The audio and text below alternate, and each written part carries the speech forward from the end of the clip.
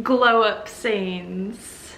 A staple to many a movie. It's usually about halfway to 3/4 through a movie. The girlie's not feeling so great about herself, or someone's not feeling so great about girlie, and they decide, I'm gonna change. Whether that is looks or other things like we'll talk about, there's a glow up scene. There's some of my favorites. Personally, I love a glow up. I love a makeover scene. I want to talk about some iconic glow up scenes. This says a glow up is a significant transformation, typically in physical appearance, that is perceived as an improvement.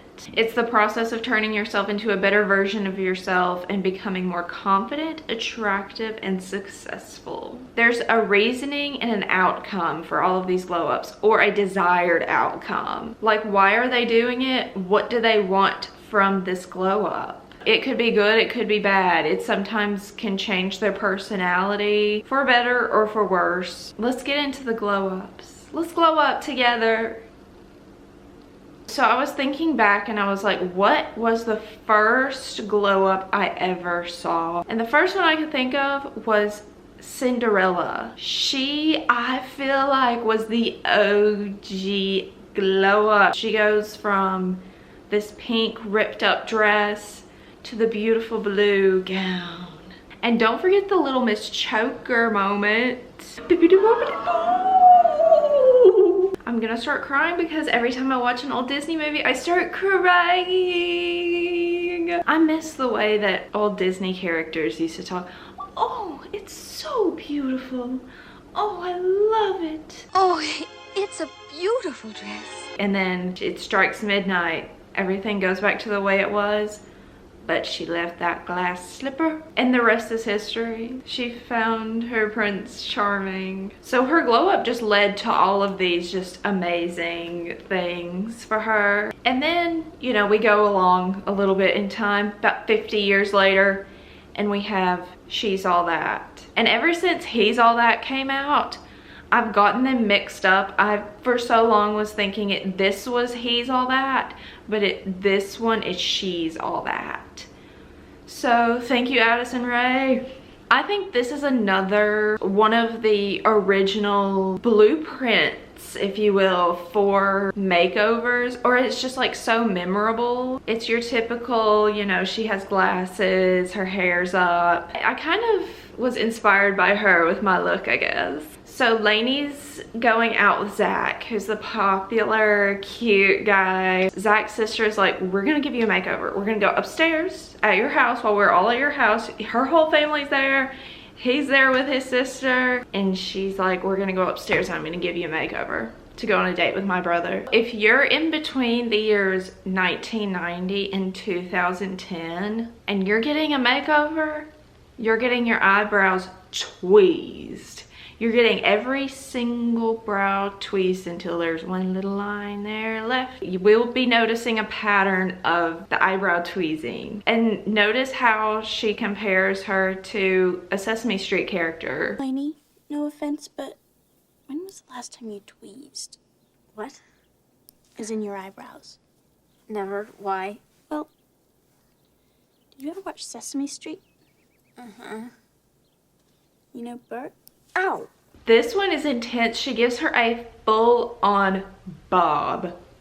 Lob. I wanted to talk about this for a second. The term glow up means like better, is that you're glowing up, like you're getting better. But a lot of people have fought back on the makeover glow up scenes and don't like them, and they're like, why are they having to glow up when they're fine before? First of all, I just think it's a fun little thing. Like, getting a makeover, fun. Getting a makeover is fun. Like, no one can argue that. Like, in this movie, she's beautiful already. Like, she's fine just the way she is. But if you really like watch it and look into it, most of these, it's bringing out their inner beauty. I mean, not every single one, of course, but like a lot of these are just improving on what's already there, which I think is fine. Or, you know, she's going out on a date, she wants to look pretty, and his sister comes downstairs and she introduces her and she says, the new, not improved, but different. It's just different. The new, not improved, but different. ladybugs. And she walks down the stairs to Kiss Me by Sixpence None the Richer. And there was an earthquake. The tectonic plates moved. And then we have the Princess Diaries where Mia, she's becoming royalty. She's learning posture, she's learning manners, she's learning etiquette. She also gets an entire makeover. I did an entire video on this a few years ago because I loved it so much, and I did like the makeover that she does. So they send in Paolo. And he gives Mia the makeover of a lifetime. I think it's funny how a lot of the glow up makeovers start out with them having glasses, but now it's literally just trends because now people wear fake glasses. These are blue light glasses, and people wear glasses for fun. Like, people want glasses now. They straighten her hair, they pluck her eyebrows. This is another eyebrow plucking. If Brooke Shields married the Groucho Marx, that child would have your eyebrows.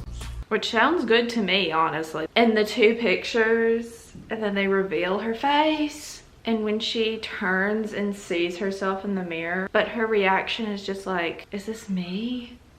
I love the reaction. Michael, the love interest in the movie, he already liked her. Like, before she got this makeover. There are fireworks going off outside. Sounds like it's really close too. But her best friend Lily didn't like the makeover. She was like, I don't like this, you look weird. But at the same time, Lily takes up for her in class when, you know, she reveals her hair. She's kind of embarrassed by her makeover, which I found so relatable. Sometimes I feel like embarrassed to try because I'm like, people are gonna know that I tried. Like, people are gonna know that I like tried to look good, which is not a bad thing at all. I like just blending in usually. So that's probably a big part of it too. I just want to blend in. I don't want anyone to like point anything out about me. Well, I think it rocks. And you know what? Voltaire hair. I would personally like to learn about Voltaire. And she silenced them. Then we have Miss Congeniality. She's an FBI girl having to be turned into a pageant girl, which is no small task. The one from Miss Congeniality is more of a, I guess you would say, like more of an intense makeover because they're waxing, they're whitening, they're lasering, they're giving her dental work. And then she walks out in this bodycon blue dress. Then we have the Breakfast Club. So Allison gets a makeover from Claire. She's got the dark makeup, she's got the dark clothes, the bangs, everything. But she basically just gets girlied up. It's an intense makeover. It's not just a makeover, it's like an aesthetic switch. It's like this aesthetic to the opposite. So Andrew sees her and he's like, what happened? What happened to you? Why?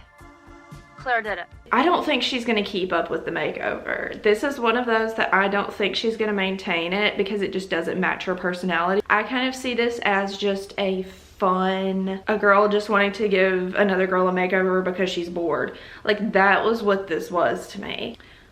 Oh.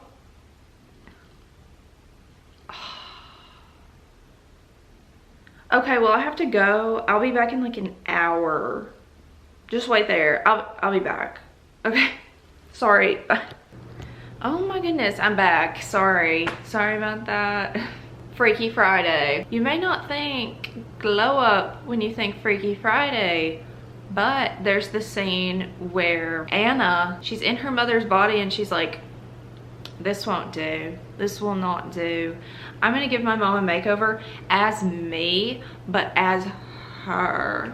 It's basically a 2000s teen makeover, but in a grown woman's body. She has her mom's credit card, she heads to Pink Ice, and she's ready to party. Or credit cards plural. And of course she has to get a cartilage piercing. It's a canon event. If I can't get a cartilage piercing, you're getting a cartilage piercing, Mom. And she looks so slay, like the outfit is actually everything, and I would wear that now. I was trying to see the stores that she had the bags for. The only one that I could read was Bernini. It's a Beverly Hills store, and I don't know if it's supposed to be the same thing or if it's just like a fake store that they made up, but it's actually a real store, but they didn't know, or it was created after. I looked it up and it's mostly men's clothing, but it's very high end. So I don't know, maybe she was buying something for her man. She was like, hey, if I'm stuck with this man, I'm gonna make him look good too. Maybe that's a Easter egg that I got. Pretty woman. Pretty woman walking down the street. Hers is more of a, like, her clothing. She goes into this really fancy store and they see how she's dressed and they're like, but then she gets this makeover clothing wise. She goes to a more, I guess you would say, like, modest, classy kind of look. She goes back in that store. She lets her know how big of a mistake she made by not letting her shop there. I was in here yesterday. You wouldn't wait on me? Oh, you work on commission, right? Yes. Big mistake. Big.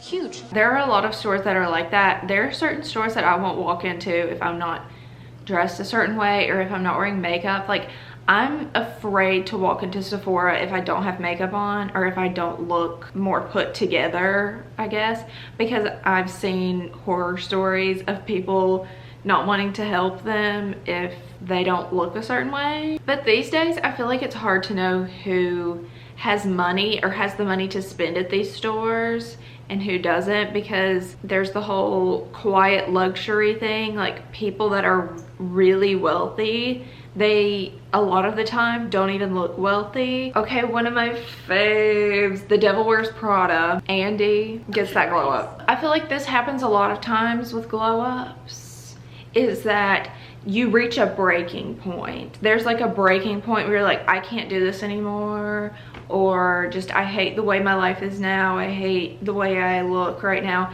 I'm gonna do this. And she kind of does have that breaking point where she's like, I don't even like this job. Why am I here? Nigel gives her the reality check. She's just like, I want a makeover. Give me a makeover, please.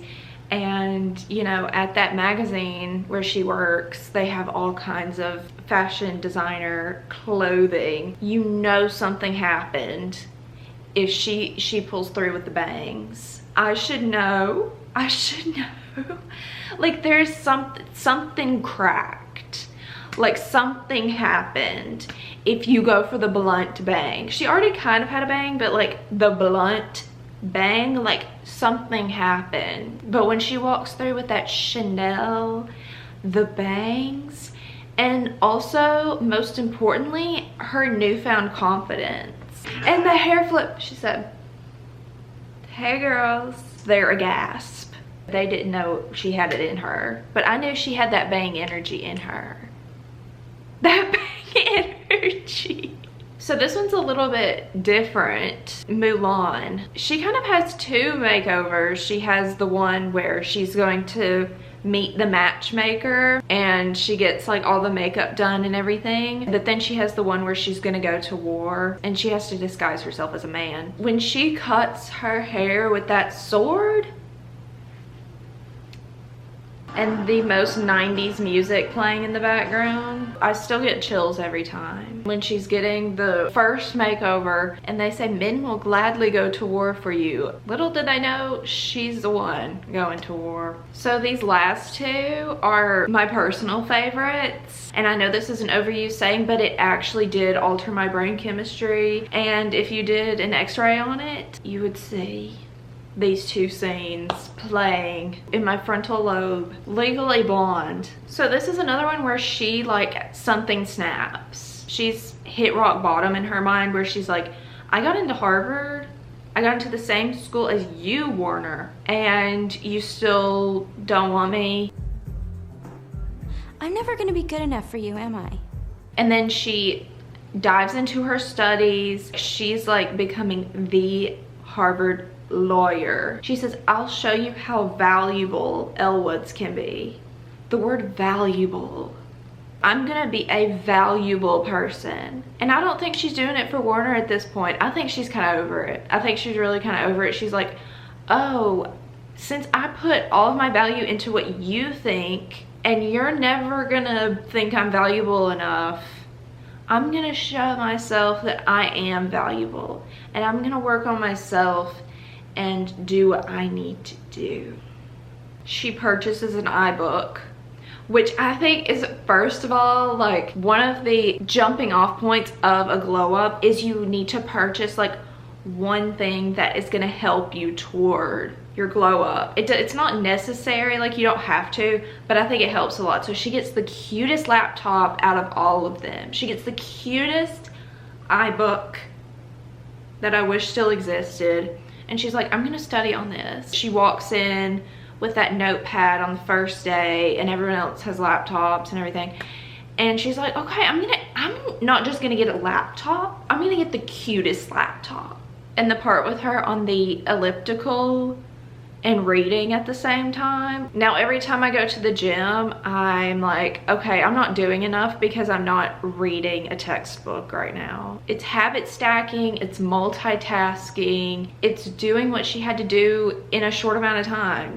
I think this switch was quick. I think she was 24/7, but she was still getting her beauty sleep. But when she was not asleep, she was working on it. She was doing it. And the thing with this is that she doesn't turn into someone else. It doesn't affect her personality, her bubbly, sweet, outgoing, you know, personality. But she's just adding value.